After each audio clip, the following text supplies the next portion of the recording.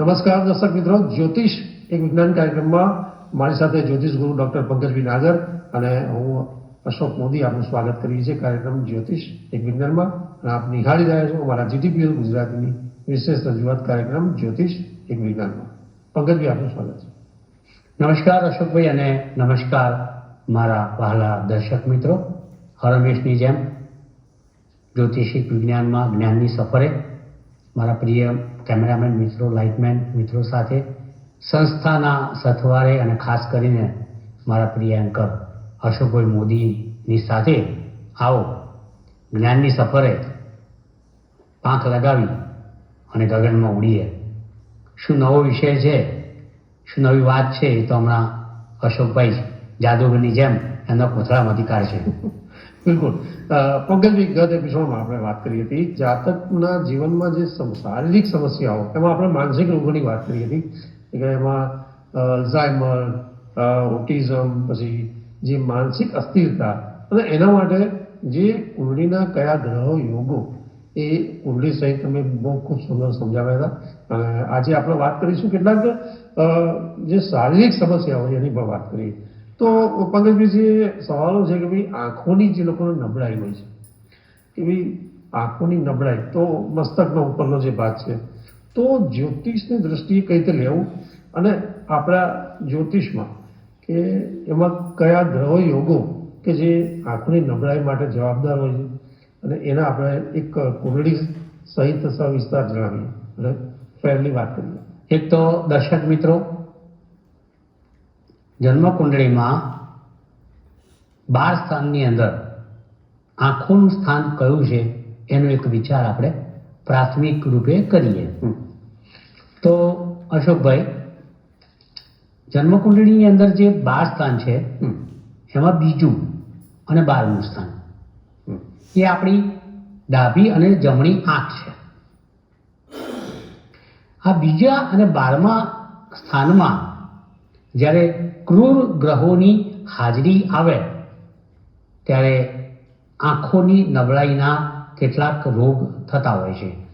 Depend, માયોપિયા થવો, દીર્ઘ દ્રષ્ટિના રોગ થવા, ટૂંકી દ્રષ્ટિના રોગ થવા, નજીકના ચશ્મા આવવા, દૂરના ચશ્મા આવવા, અને અન્ય આંખોની નબળાઈઓ છે જેમ કે કેટરેક્ટ થવું, જેને આપણે સામાન્ય રીતે મોતિયો કહેતા હોય, પછી ઝામર થવું, એ પણ એક આંખની રેટિનલ ડિટેચમેન્ટ થવું. બિલકુલ. આ ટેરિઝમ બી કે હા, કે રેટિનાની અંદર કાણા પડી જવા, કે ટેરિઝમ થવું, ફાટી જવો પડદો, આવા અસંખ્ય રોગ જન્મ કુંડળીના આધારે તમે જોઈ શકો છો, નક્કી કરી શકો છો.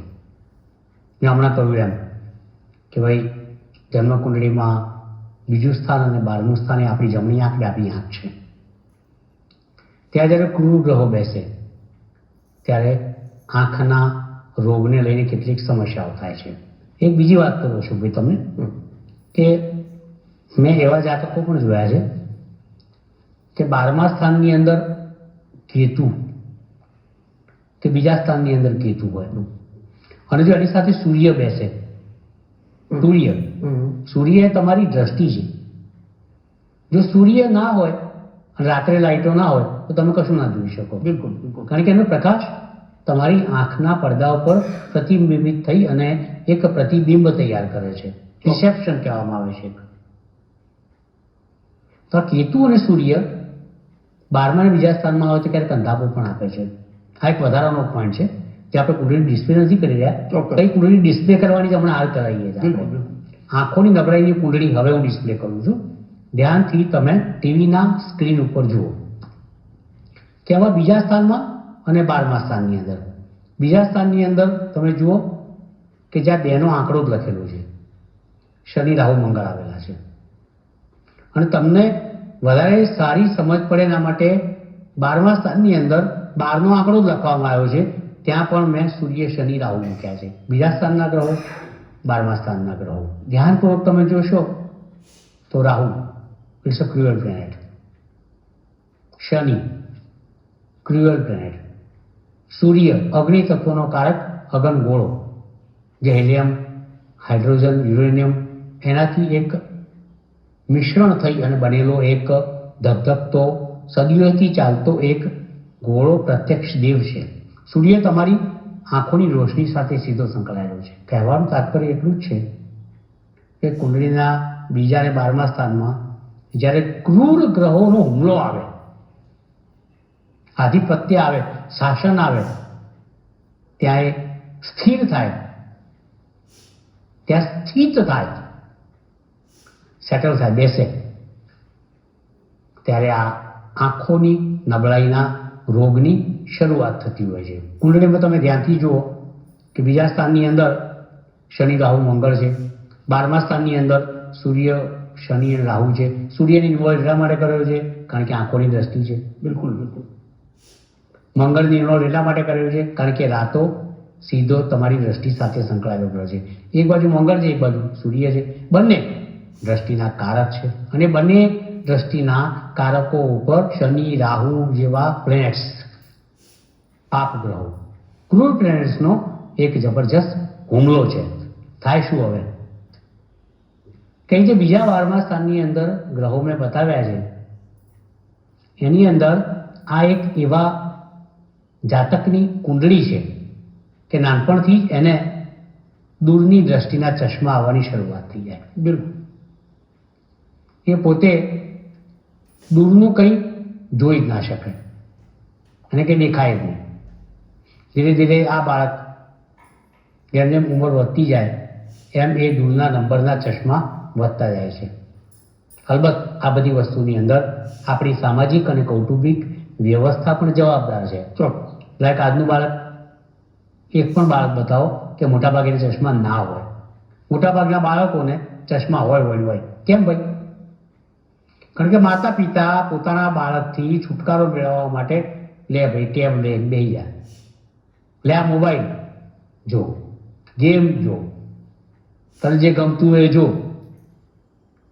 એટલે પેલું ટેબ હોય, મોબાઈલ હોય, કે ગજેટ્સ કોઈ પણ હોય કે જેની અંદર એ પોતે એટલો બધો મગ્ન થઈ જાય છે કે કાનમાં પેલું ભરાવાનું આવે, શું કહે છે એને, હેડફોન ભરાવે અને હાથમાં પેલું ટેબ લઈને બેસે, મોબાઈલ લઈને બેસે.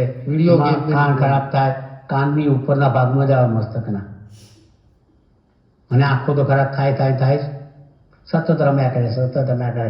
જેમ જેમ બાળક કોમ્પ્યુટર ને, લેપટોપ ને, ટેબ ને, મોબાઈલ સાથે એની મિત્રતા વધતી જાય એમ આંખો સાથેની એની શત્રુતા વધતી જાય, આંખોની નબળાઈ આવતી જાય.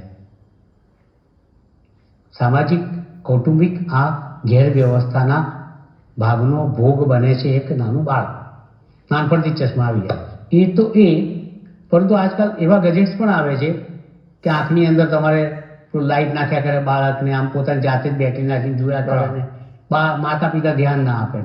આ બધા ઉપરાંત વાત એટલી છે કે આ રોગના ભોગ થનારું બાળક એની જન્મકુંડળીમાં મેં જણાવેલા બીજા અને 12મા સ્થાનની અંદર આ ગ્રહયોગ તો હોવા જરૂરી છે, એમાં લેશ માત્ર શંકા નથી.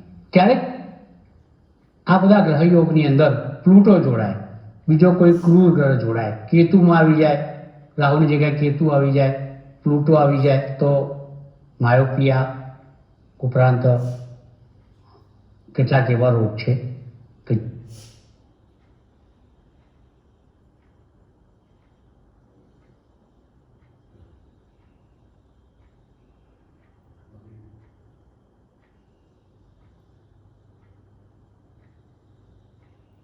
ક્ષણીય વૃદ્ધાવસ્થાનું કારણ છે.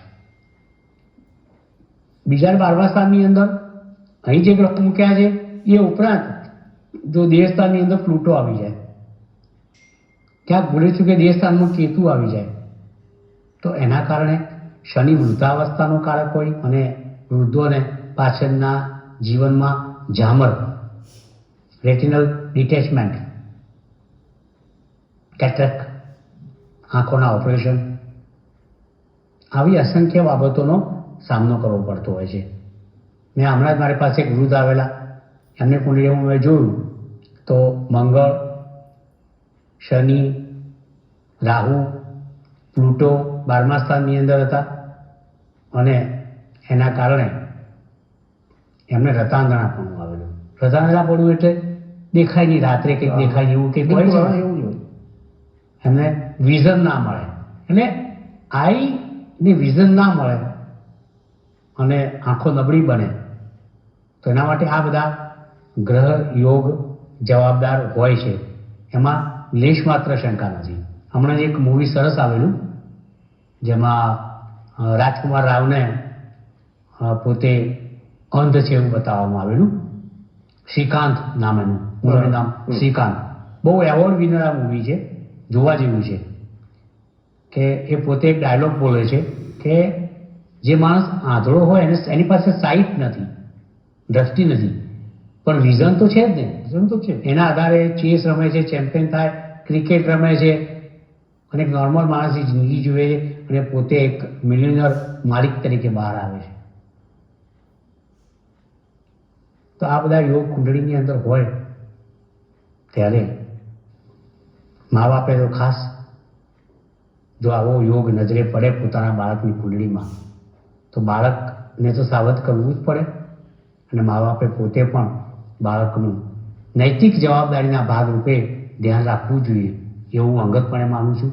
હવે બીજા કેટલાક યોગની પણ ચર્ચા કરીએ, કારણ કે આ શો આપણો છેલ્લા 2 એપિસોડથી શારીરિક તંદુરસ્તી, નાદુરસ્તી, સ્વાસ્થ્ય, પહેલું સુખ જાતે ન રહ્યા, આ બધા ઉપર આ શો ચાલી રહ્યો છે. તો હવે અશોકભાઈને વિનંતી કરીશ કે આગળ કંઈક નવી વાત તમારા માટે લાવે. બિલકુલ. પરંતુ પંકજભાઈ, તમે જે આંખોની નબળાઈ માટે જે જ્યોતિષિક જે ગ્રહો યોગોની વાત કરી કે કયા કારણભૂત છે અને એમાં તમે અલગ અલગ જે સમસ્યાઓ આંખોની બનતી હોય છે એમાં એ કેવી રીતે બનતી હોય છે એ પ્રકારે તમે ખૂબ સારી રીતે વર્ણન કર્યું. પંકજભાઈ, એ પછી જો એક બિલકુલ એક કૃશલ અને ખૂબ જ મહત્વની જે બાબત છે, હૃદયરોગની બહુ વાત થતી હોય છે. અને હૃદયરોગ થવાના બી જેમ આંખોની સમસ્યામાં આપણે અલગ અલગ સમસ્યા હતી એવી રીતે હૃદયરોગમાં પણ અલગ અલગ રીતે આ બધા હૃદયરોગ બનતા હોય છે. તો હૃદયરોગ જે થવા માટેના જે કારણ છે, જે ગ્રહયોગો જ્યોતિષમાં, તો એ કયા છે એની વાત કરીએ તો એની પણ એક કુંડળી સહિત આપણે એક સચિત્ર એનું વર્ણન કરી અને એ કેવી રીતે બને છે, કયા ગ્રહો યોગો જવાબદાર છે અને કેવી રીતે એ હાઉ ઇટ ટેક પ્લેસ એવી રીતે વાત કરી. હા, હવે આપણું હૃદય આ એક મહત્વનું ઓર્ગન આપણા શરીરમાં છે. હૃદય બંધ પડે એટલે આપણે નથી. હૃદય ચાલુ છે ત્યાં સુધી લાઈવ શબ્દ વાપરવામાં આવે છે. બિલકુલ. The person is very live, જીવિત છે. તો આ હૃદય એક એવું અંગ ઓર્ગન છે શરીરની અંદર કે જે સમગ્ર શરીરની અંદર લોહીનો પુરવઠો, અશુદ્ધ પુરવઠાને શુદ્ધ કરીને શરીરના દરેકે દરેક અંગમાં એક સપ્લાય કરે છે. એક વખત હૃદય જો તમારું ગયું તો પછી તમે હાર્ટલેસ માણસ કહેવાઓ. ચોક્કસ કહેવાય ને કે હૃદયનો કઠોર માણસ છે.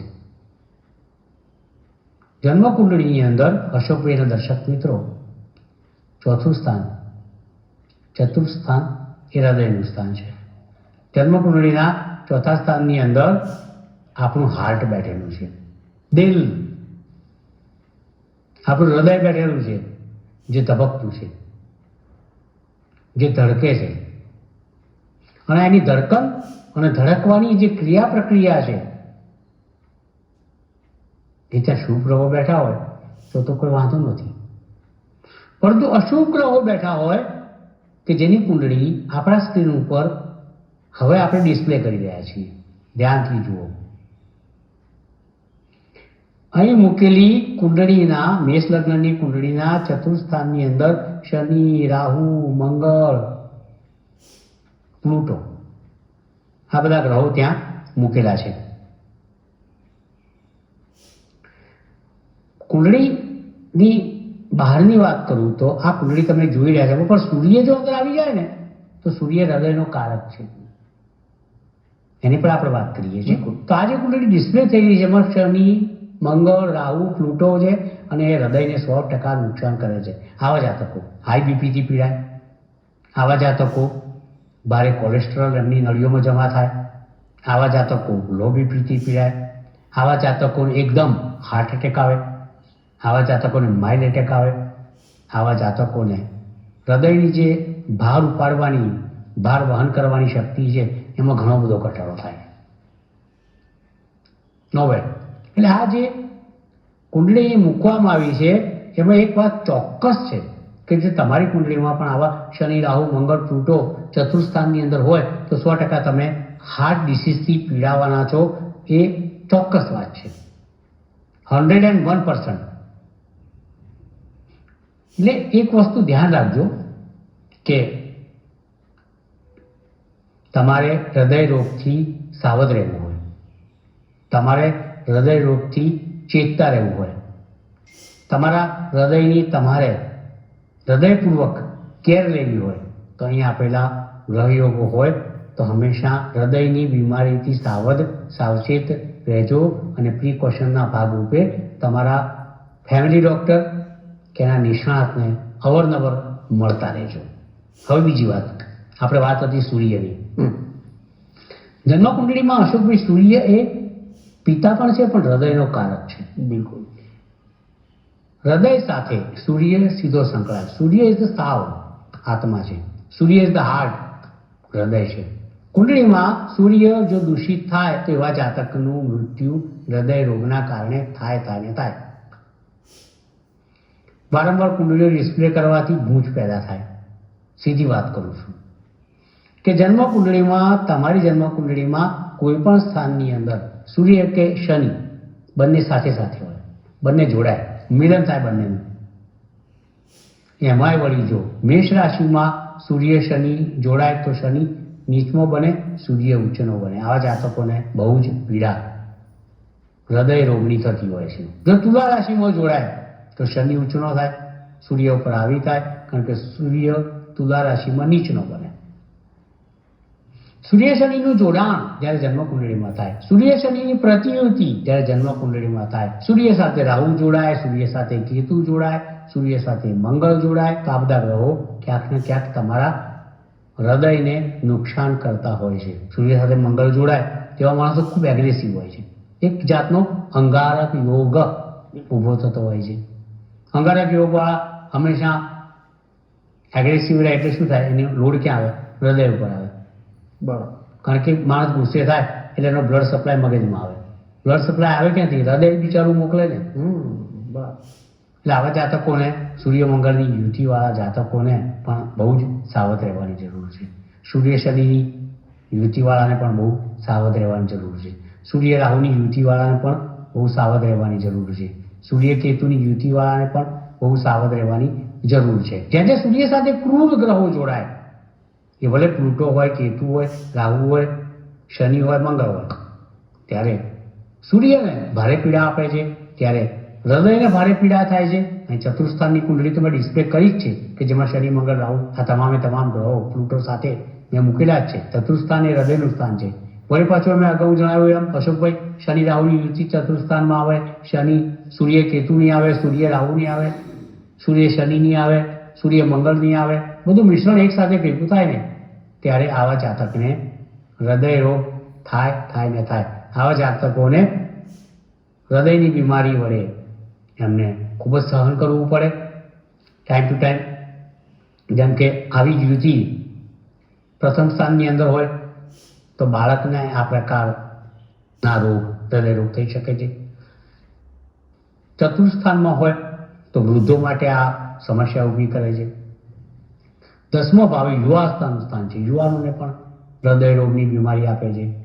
7th હાઉસ એટલે મધ્યાવસ્થાની અંદર, એટલે જેને આપણે નથી વૃદ્ધ નથી યુવાન એવા જાતકોને પણ આવા હૃદય રોગની બીમારીઓ આવતી હોય છે. આજે આપણે આ શોની અંદર ઘણી બધી વાતો કરી, માનસિક રોગની વાત કરી, હૃદય રોગની વાત કરી, આંખોની નબળાઈની વાત કરી. સાવધાનીના ભાગરૂપે તમારે વિશેષ પગલાં લેવા આ બાબતે જરૂરી છે.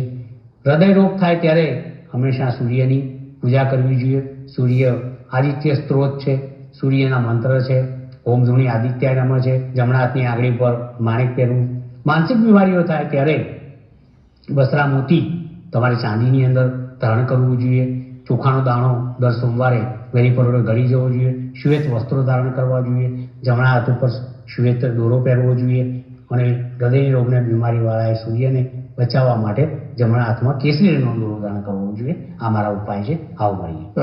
પરંતુ પંકજભાઈ આપનો વિશેષ આભાર કે જે વ્યક્તિના જીવનમાં શારીરિક સમસ્યાઓમાં જે મેજર પાર્ટ ઓફ બોડીમાં જે આપણે જોયું કે આંખોની નબળાઈ અને હૃદય આ બે એક ક્રુશિયલ બાબત બનતી હોય છે અને એમાં તમે જ્યોતિષિક બાબતોમાં જે કયા ગ્રહો એની માટે જે કારણભૂત છે એની કુંડળી સહિત જે સમજાવવાનો પ્રયત્ન કર્યો. આઈ થિંક દર્શક મિત્રોને ચોક્કસપણે ખૂબ સારી રીતે સમજમાં આવ્યા અને છેલ્લે તમે કેટલાક પ્રયોગની પણ વાત કરી. દર્શક મિત્રો, અન્ય જે શારીરિક સમસ્યાઓ છે એના લઈને પણ સવાલ છે તો નેક્સ્ટ એપિસોડમાં આપણે એ પણ કન્ટિન્યુ કરીશું. પરંતુ આપના સવાલો જે સ્ક્રીન ઉપર જે નંબર છે એની પર ચોક્કસપણે મોકલી આપો. નેક્સ્ટ એપિસોડમાં જ્યોતિષની રસપ્રદ વાતો સાથે ફરી મળીશું. નમસ્કાર. આભાર. જ્યોતિષ એક વિજ્ઞાન. નમસ્કાર દર્શક મિત્રો, હરમેશની જેમ એક નાનકડી વાત. જ્યોતિષ ફટાફટ સીપ ઓપ્ટી. પતિ પત્ની વચ્ચે મનમુટાવ, ઝઘડા, છૂટાછેડાની તૈયારીઓ, કલેશ અને એકબીજાના કટ્ટર શત્રુ બની ગયા હોય તો પતિ કે પત્નીએ બે મુખી અગર તો ગૌરી શંકર રુદ્રાક્ષ ધારણ કરવું જોઈએ. તમારું બાળક અભ્યાસમાં નબળું છે, તમને ધનની તકલીફ છે, સંપત્તિ માટે તમે ટળવળો છો, પરિશ્રમ કરો છો, પણ દળી દળીને કુલડી ભરો છો, ધનવાન થઈ શકતા નથી, તો આ એક ટીપ છે કે આવા જાતકોએ 3 મુખી રુદ્રાક્ષ ધારણ કરવો જોઈએ. મારી અને ભગવાન શિવની તમને કૃપા, આશીર્વાદ અને શુભકામનાઓ. મળીએ. જ્યોતિષ એક વિજ્ઞાન. જ્યોતિષ એક વિજ્ઞાન કાર્યક્રમ અંતર્ગત સટીક ઉત્તર અને માર્ગદર્શન આપશે જ્યોતિષ શાસ્ત્રી ડોક્ટર પંકજ નાગ. આપ આપના સવાલોની સાથે પોતાનું નામ, જન્મ તારીખ તેમજ જન્મકુંડળી સહિતની માહિતી વોટ્સઅપ કરી શકો છો અમારા આ નંબર પર. આપના પ્રશ્નોના ઉત્તરો ડોક્ટર પંકજ નાગર આપશે. કાર્યક્રમ જ્યોતિષ. આપ